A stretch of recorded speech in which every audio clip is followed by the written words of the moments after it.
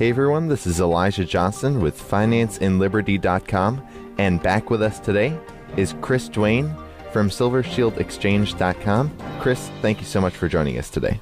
Thank you, Elijah. I'm glad to be working with you for so long. I was talking to you before about how we've been doing this since you were 16, and I love watching you grow and mature and get better at your craft. Well, thank you so much, and it's always a pleasure to have you on. Now, the first topic I'd like to discuss is that you've recently been talking about how this summer could be the last summer before the collapse. Did you want to discuss about this?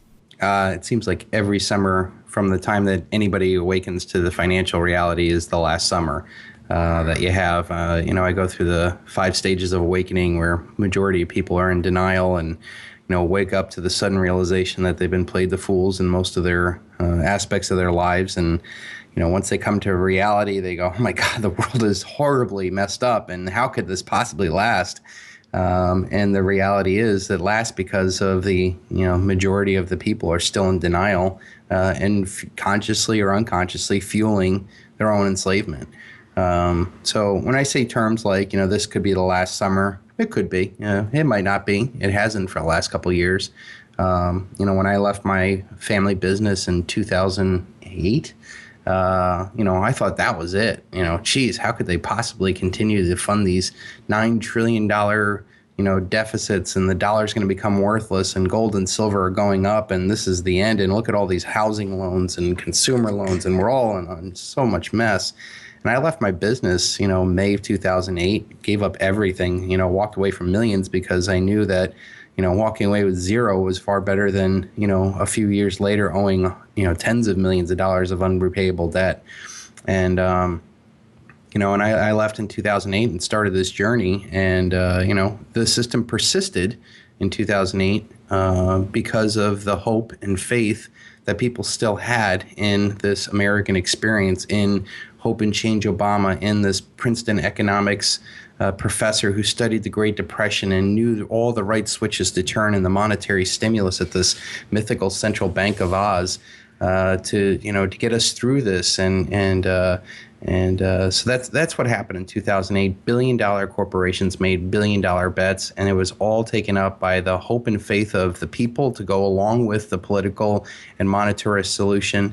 And then throw in a couple $1 trillion of monetary stimulus and, QEs and NERPs and ZERPs and bail-ins and bailouts and all this other stuff. And you've got where we are today. Has the system gotten any better? No. Has the debt been reduced? No. It's gotten dramatically worse. Has the economy recovered? No. Does the people think that the next time all the same people that swore that they were going to fix the system are going to do it again? Maybe. Trump is a good example of people being fooled again. But I think the reality on the streets is that the middle class has been gutted for 50 years, but certainly it's been accelerated over the last 8 years since the last financial crisis. This is a crisis that's global, systemic, generational, one that will not go away lightly. And my feeling is either you're ready today or you're not. You either have your mind wrapped around the enormity of the problems and realize the solution that's in your hands or not. You either have real tangible wealth in your possession or not. You either have a good circle of friends that you could trust in good and bad times, or you have Facebook friends, which is not. You either deal in their reality and give them power, or you realize all the power resides in you, and all you have to do is simply take it back.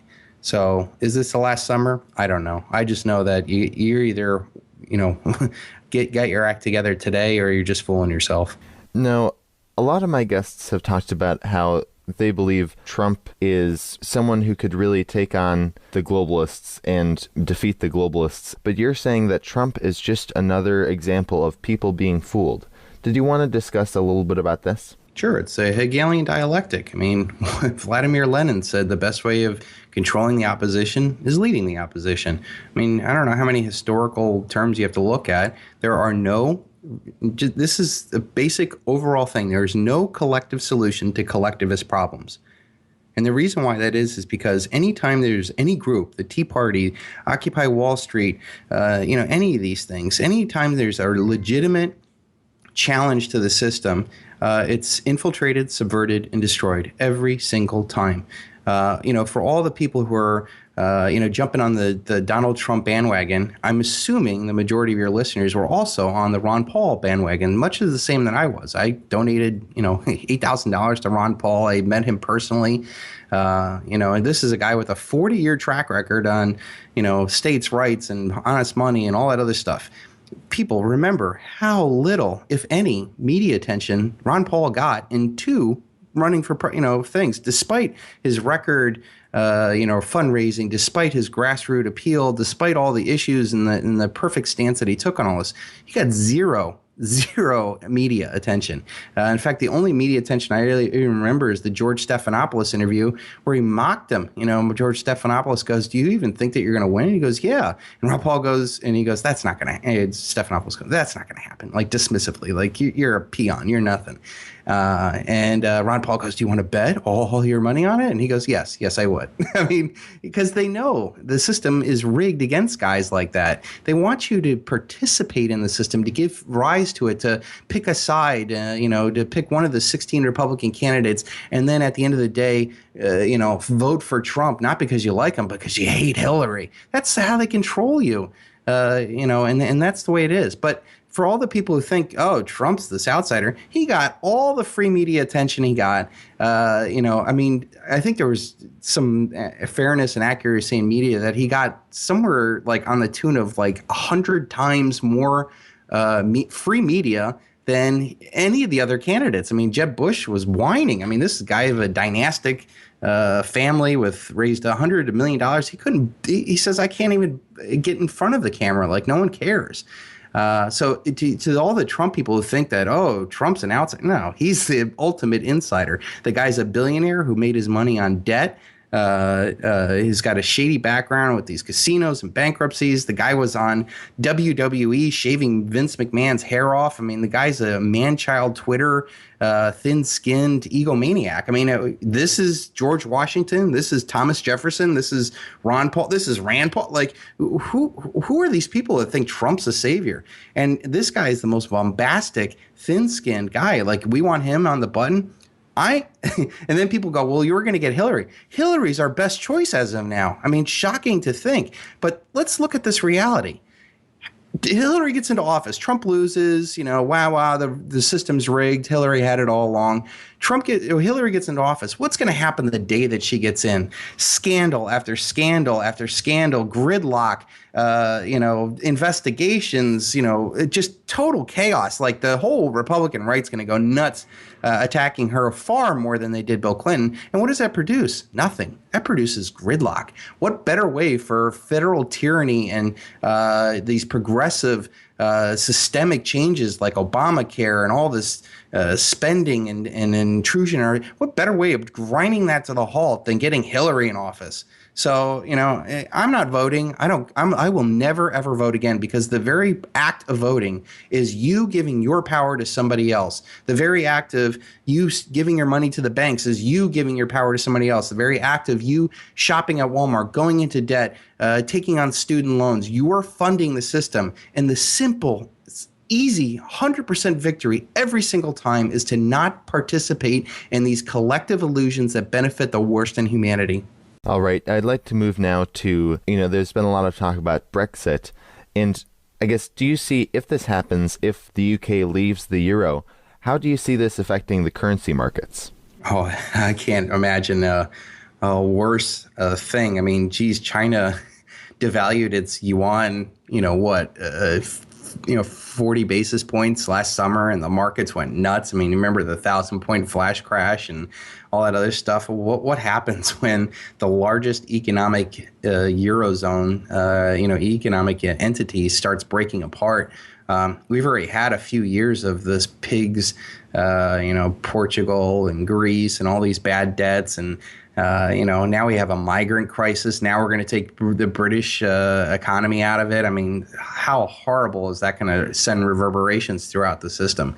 And I think it bodes very well for gold and silver because there is no other refuge. You can't buy bonds that pay zero or charge you a thing and think that your wealth is going to be safe when they destroy the currency that you're going to get paid back in. I mean, it's an absolute insanity that anybody would be buying it, and no one is. The central banks are buying them. So I think that Trump's bullish for gold. I think Brexit's bullish for gold. I think the very systemic fact that this system is, unsustainable. There's no growth in the economy. I mean, shoot, the oil sector was the last growing part of the United States economy with all these booming oil fields in North Dakota and Texas, and that's all getting destroyed. So, it's going to be a long, hard ride down. And like I said, previously, you're either ready today or you're not. You're wasting your time on, wringing your hands about every single headline that passes, or you're turning off the computer and you're getting your act together. You're getting your preps together. You're getting, in better shape. You're tightening up family relationships. You're getting rid of toxic relationships. You're focusing on what you can control. And that's our power. That's your savior. That's your way out.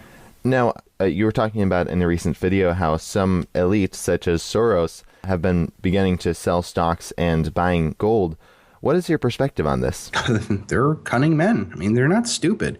The Rothschilds didn't become the largest wealthy family in the world by being stupid. They know what real wealth is. We're not going, when you get to the top, the Soros and, the trillionaire families that own these central banks, they know the game. This is not a thing. But what they do is they send out these absolute, have you heard Janet Yellen speak? I mean, really? She's the best person to run the largest central bank. They put out these people who, are going to take the fall. They're the ones going to be the sacrifice when this all goes down, not the smart money that's buying gold and, hiding for the flames to burn out for the masses who are going to be horribly hurt by this. They're not going to take the fall. It's going to be, Obama, Trump, Hillary, Yellen, any of these political paycheck players that are going to take the fall and the blame for the system, or maybe the Chinese. Maybe we blame this on the Chinese or Putin. It'll be anybody but the guys holding the gold. Ultimately, that's the sad fact that until we start looking at the very nature of our monetary system and what we actively or passively support in our day-to-day things, these guys will continue to, run this game. And I'm quite sure that whatever system arises afterwards will be funded by these gold hoarders and, Rothschild, Soros et al. And they'll create some other new digital global currency that we'll all be happily accepting because everything went wrong for so long. And, they'll take any collective savior. But I think that ultimately, gold isn't the answer, and I think silver is. And I think the people that invest in silver are consciously different. I think that they're abundant people. I think they would love to create a new way of life, and I think silver is going to be a main driver of that. And I stack my silver for that express purpose of creating something better on the other side. Not to, say, haha, I made it. I'm going to go spend all my money on Lamborghinis and Vegas and, mansions like these current millionaires and billionaires do. They don't improve the quality of people's lives. They don't, bring out the best in humanity. They're parasites. They're cancers. And, the top layer will fall apart, but it's the source. It's those gold hoarders that are that own these central banks that are going to be the real problem for generations to come. Now, you've talked about also that you think the elite actually want the collapse of the dollar so they can establish a new world currency. Did you want to talk a bit about this? Yeah, I think this is their dream that they've had for so long. The economists cover, I think it's been brought up in every alt media thing. I forget what year it was, but it was, late 80s, early 90s or whatever. But it showed a phoenix, rising out of the ashes of all these burned currencies with like a gold medallion with a zero, which I'm assuming is some digital, Bitcoin type, mark with the date 2018. So here we are, 2016. how long does hyperinflations usually take? 6 months, a year and a half, 2 years at most. Could it possibly be between now and 2018? We see the destruction of all those burning currencies and the rising of in ashes of this Phoenix zero decimal point thing by 2018. Pretty good bet, I guess. I don't know. Do I want to be playing cute with this and buying bitcoins or stock options or mining shares or anything inside of a digital illusion casino that could be changed and defaulted upon immediately? No. I'd rather be in the most boring, abused, undervalued, versatile, wonderful generational asset, which is silver. Now, speaking of hyperinflation, just to get back to Trump for a second, you have recently said that Trump is actually the perfect president for hyperinflation. Yeah, I brought up in the Brexit plus Trump equals gold video that, Trump said the exact same words that, Sir Alan Greenspan said years ago when the U.S. Treasury got downgraded to, I think, a AAA or AA or whatever it was. And Alan Greenspan said, I don't know, 4 or 5 years ago that the United States, and it's a fact. I mean, they're not lying. They're not, saying anything untrue. The United States can never default on its debts because it could always just print more money. So Trump said those exact same words just recently, talking about the debt. And it's true. The United States can just print its money and buy back debt or, pay the debt or whatever. But I would contend that Trump is not being as honest as Greenspan, because in Greenspan in the early mid-90s said, when asked by a congressman about the Medicare and Medicaid and all the beneficiaries at the United States government, these, estimated $240 trillion of unfunded liabilities, can the United States continue to pay that? And Alan Greenspan again said, yes, we can pay any amount of debt as long as you want, as far out as you want. But, and here's the truth where Trump didn't say it and Alan Greenspan did, and he needs to shudder through your sentences, through your senses, that he went on to say, but we cannot guarantee the purchasing power of those dollars. Therein lies the rub. Therein lies the poison pill. And that's the reality. They can continue to, you want $240 trillion? Let me type that into my central bank desk and boom, you got that in your account. But guess what? You can't buy a cheeseburger with it. That's what the reality is when you get to hyperinflations. Yes, you get paid back your nominal things, and that's great for debt holders. If you hold debt and, all of a sudden we get into hyperinflation, your debt becomes worthless. Hyperinflations are a psychological event. It gets to a point where, people go, wait a minute, they just printed up all this money and all this money is coming in. I don't want it. I want something real. I want something that I can hold and secure. And I'm going to dump more and more money onto fewer and fewer available precious things like gold and silver and chairs and bread and wheelbarrows and, anything. I'll buy anything that has real tangible value, get rid of this money. And that's where the psychological thing happens. What better president to have that than this bombastic guy who's made money off of bankruptcies and taking on debt and, this generational Ponzi scheme. He's benefited off of this. He hasn't built industries. He hasn't, made people better. He's the beneficiary of debt. I too was. I mean, I used to be in the car business. I mean, people don't come in and pay cash or gold or silver for cars. They go in and sign a debt note. And when you understand that money is debt and debt is money, and when debt is created, money is created. When debt is paid off, money is destroyed.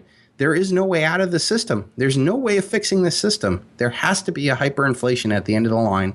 What better president than this guy, Trump? Well, I'd like to move now to some viewers' questions.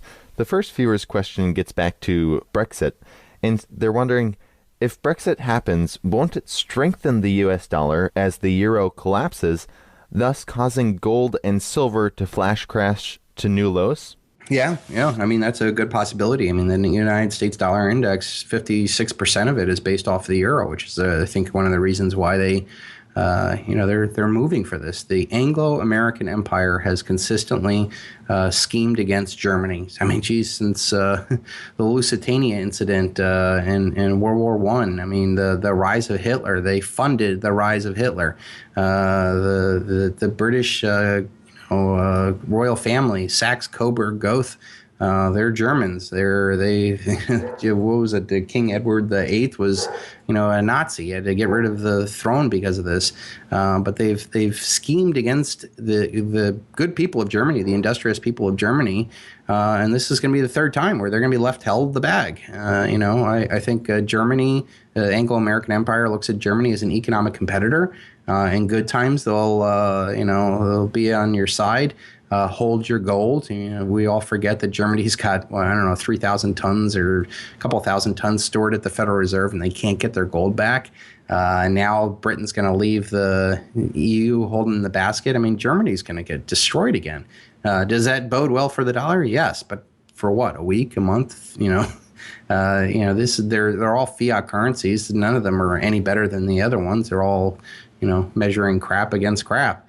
There could be a quick flash crash in gold and silver as the dollar rockets up and all the media goes, oh, look how strong the dollar is and versus the euro. And but the ramifications are going to shake throughout the system. This is a globally interconnected economy. So any, puking of gold and silver is just going to be met by a torrent of gold and silver demand all over the world. Because what are Europeans going to do? They're not going to rush into dollars. Their currency starts falling apart. They're going to want gold and silver, and probably gold because they make it so difficult to own silver in Europe. And you're going to see a tremendous demand of it, and that's the problem. That's the rub. That's where when people go, "Oh, Chris, you're just talking about silver. You sell silver." No, listen. I know, and I've been through this enough times that as soon as there's a little monkey quiver in the senses of humanity about something not going right, the silver supplies disappear for months. I mean, we've gone through this over and over and over again. The United States Mint shut down. Premiums have risen, dramatically overnight. There's scarcity, delivery times.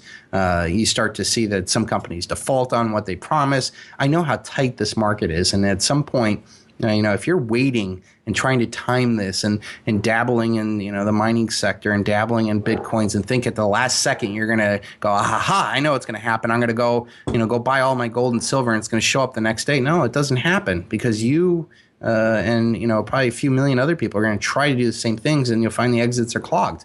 Like I said earlier in the interview, you're either ready today or you're not. You either see what's coming and prepare for it or not. I don't care. The price of gold and silver doesn't matter to me. I view my wealth in ounces. I don't care the time that it's going to happen because I'm ready as best as I can today, as I have been for every year since I've woken up to this fact. And I've gotten rid of all the toxic influences in my life. So that any person that would come to my doorstep, if I don't know you and I don't talk to you, it's not going to be there. And I've surrounded myself with the best, most supportive, abundant people that I know. And we have a great network in the Silver Shield group, I think, that we've established. From there, we'll work to, improve our world. I've told people, yes, I get it. I'm not ignorant.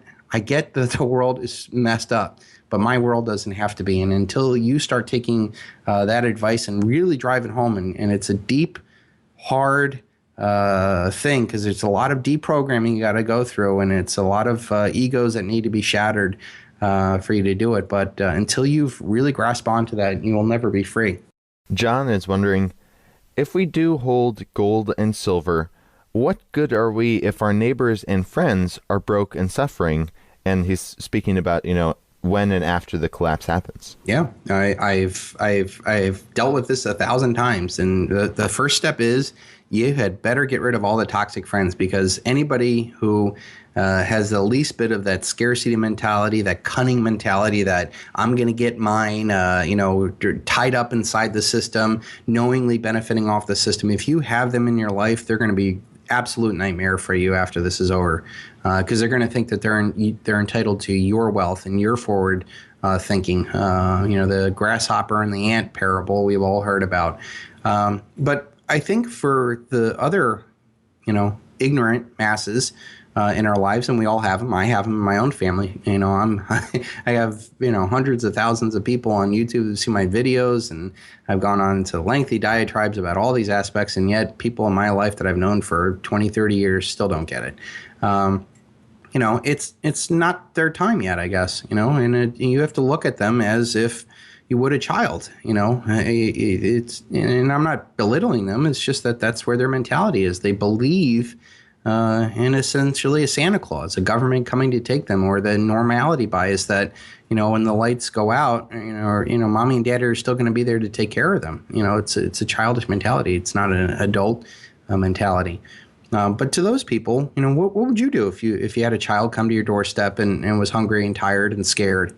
You take care of them. But if you got cunning people in your life, you better cast them out like they're demons, because they're going to ruin you. So, for the people that are ill prepared in your life, my suggestion is prepare for them. And I think the easiest way is just stack ounces of silver. Say, here's 100 ounces of silver for my neighbor. Here's 100 ounces, and be prepared to give it to them. Well, what does it cost you now? $1,800. I mean, but what would 100 ounces of silver be in a hyperinflation during a crisis time? I mean, wouldn't you rather see that family overjoyed that you would give such a tremendous gift? I have a member in the Silver Show group who's a professional athlete who came to me about donating $1 million to a charity, and I said, geez, that's a great personal gift that you would give. But I told him, I said, in this paradigm, it's insignificant. And I said, I know it's a personal sacrifice, a tremendous personal sacrifice, because he came from nothing and has made a lot of money. He's been tremendously successful. But I told him, I said, $1 million given away now? I mean, we live in $1 trillion, nanny state economies. We, these $1 billion, charities and functionaries and foundations, and like them. Your million is nothing, and it's not even appreciated, because I think even the people that receive it, they're not truly suffering. They don't truly need it. I mean, they have air conditioning, they have the greatest technology. Americans don't suffer. Go suffer. Go look at places I've been to, and in undeveloped countries. I mean, and even them. I mean, it's part of the way of life. But I said, what if you took $1 million and had it in silver, and you waited for what because he's in the group, he gets what's going on, and what's going to happen. I mean, what would $1 million worth of silver be worth to now truly needy people? And you could then invest in people's resurgence and feed them and do. I mean, I got to think that is something spectacular. So, I don't know if he's going to take my advice or not, but I view it as, be the person, be the king that you really are meant to be. Really look after people's well-being and call a spade a spade. If somebody's not good in your life, you don't have to deal with them. But for those that you're entrusted with caring for, take good care of them. Make sure you got 1 million ounces of or 1 million calories stored. For your family. Make sure you put stuff aside. But I think the easiest thing, the quick solution is to go buy 100 ounces for a family that you're going to want to take care of, and give it to them when they need it. All right, well, moving on here, T. Ryan Parsons asks, how much constitutional silver should someone hold to survive the beginning stages or anger phase of an economic collapse? I've always gone off the assumption if you have 1,000 ounces of constitutional silver, you're going to be way well. I don't think it's going to take that much to get through. I think the anger phase, provided that you're not in one of these epicenter, psychosphere places like, these megalopolises like Southern California or London or, New York, where I think it's going to be years before those places get anywhere better.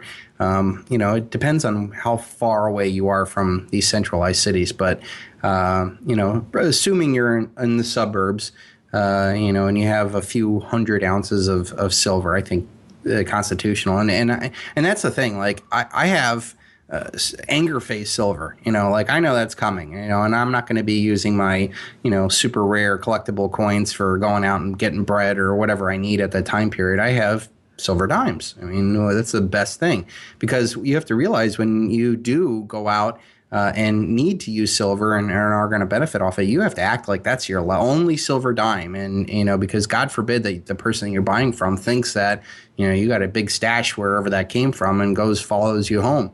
You don't keep it there, but, they're going to think that it's there. You want to blend into society that's suffering, and you should suffer with them. You should suffer with them. You should, feel the pain and understand what's going on and be empathetic to that. Don't be like, aha, I told you so, because that's probably the first guy that's going to get knocked in the head, at the very least. And have that constitutional to not only feed for yourself, but use it as planting seeds for other people who are desperate. I think it was Cinderella Man, one of those Depression era movies, talking about a guy just knocked on his block, and geez, a silver dime to somebody who's really desperate means the world. And that's the reality. Like, if you have a human who does not have food or shelter, providing them food and shelter is immediately the greatest gift anybody could possibly give. The empathetic ability of doing that, and the real human need of that. But giving them, a McMansion and EBT card doesn't provide an equal amount of human happiness or a response from that. And I don't think it's going to take much to provide a sense of compassion and hope in the world. And I think that these little silver dimes are a perfect way of doing that. All right. Well, I'd like to close with this last viewer's question. This viewer wants to know, what's the single best piece of advice you'd like us all to refer back to on a daily basis? Not mine. It's Socrates. Know thyself. I had another guy ask me, what's the best skill I should learn to survive the apocalypse? And another one goes, thinking all these scarcity mentalities. And I told him, I said, know thyself. It's not a matter of what you stack or, what skills you have. One guy goes, I'm going to be a gunsmith because everybody's going to, want to, maybe, if that's your passion. But when you know thyself, you end up doing things that you're really passionate about, and you'll stay up late at night. I mean, I'll give you an example. I mean, you started this when you were 16 years old. You obviously have a passion in, economics and finance and liberty and talking with people and, honing your skills. And I'll never have to worry about you, Elijah. And you know why? Because you're following your passion. I'll never have to worry about myself. In fact, when I left my family business, one of my mentors, who was my gunnery sergeant in the Marine Corps, in my deepest depression, I would cry to him. I'm like, oh, it sucks, being unemployed and coming from, and he goes, I'll never have to worry about you, man. And, from that point, I was like, you know what? I have it all within me. And that's what's the problem today. We have far too many people who are not following their passion, not following their bliss, not following their purpose here on earth, and they're followed into these collective checkbox things of life, like you have to, go to college. No, you don't. You have to get married. No, you don't. You have to have a corporate career. You have to have a credit card debt. You have to have the fancy car. No. You're not here to consume. You're not here to, waste your time in some corporate job listening to some guy you wouldn't have watch your kids. Your passion, your purpose, and that's what humanity's experience needs to happen. And that's what this collapse is all about, is that when all these illusions end, what are you left with? And unfortunately, I don't think enough people know thyself. And that's what you'll be left with. All right. Well, Chris Duane, thank you so much for joining us today. Before we let you go, did you want to share with the viewers any last thoughts you'd like to add, and where they can find you on the internet? Yeah, I mean, I've focused all my effort on the Silver Shield group, which is a private group. We have it closed now, but we open it up on a quarterly basis. So if you're interested in joining, you join the newsletter at Silver Shield Exchange with an X. .com, and there we have an auction, whatever videos that I put up. We also have our authorized dealers. I think right now we're offering a BU Trump for $199, or as low as $199 over spot, which I think is a tremendous value versus the hundreds of millions of Eagles out there for even more money, because the collectible value of all these kind of short run limited production Silver Shield strikes always do far better on eBay than any other dollar that I think you can spend out there consistently. Well, Chris Duane, once again, thank you so much for your time. Thank you so much, Elijah, and congratulations on pursuing this and getting better at it. Oh, well, thank you so much, and same to you. All right, take care. You have Facebook friends, which is not. You either deal in their reality and give them power, or you realize all the power resides in you, and all you have to do is simply take it back. So is this the last summer? I don't know. I just know that you're either, you know, get your act together today or you're just fooling yourself. No, a lot of my guests have talked about how they believe Trump is someone who could really take on the globalists and defeat the globalists. But you're saying that Trump is just another example of people being fooled. Did you want to discuss a little bit about this? Sure, it's a Hegelian dialectic. I mean, Vladimir Lenin said the best way of controlling the opposition is leading the opposition. I mean, I don't know how many historical terms you have to look at. There are no, this is the basic overall thing. There is no collective solution to collectivist problems. And the reason why that is because anytime there's any group, the Tea Party, Occupy Wall Street, any of these things, anytime there's a legitimate challenge to the system, it's infiltrated, subverted, and destroyed every single time. For all the people who are, jumping on the Donald Trump bandwagon, I'm assuming the majority of your listeners were also on the Ron Paul bandwagon, much of the same that I was. I donated, $8,000 to Ron Paul. I met him personally.